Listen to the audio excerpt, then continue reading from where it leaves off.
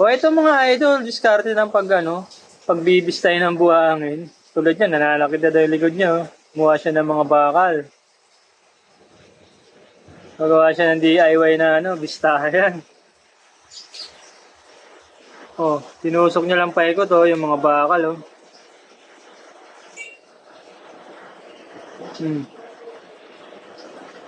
Pagkakabit-kabitin niya lang.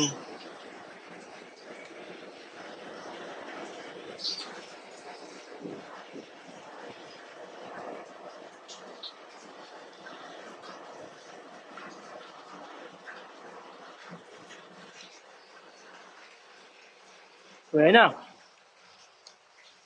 Kaso maliit.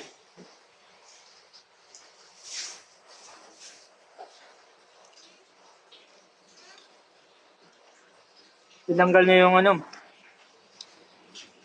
gulong ng sasakyan niya, natira na lang mags. Tapos pinagkabit niya dun sa gulong sa mags ng sasakyan niya, taka yung ginawa niya basta yan. Nilagyan niya ng buhangin.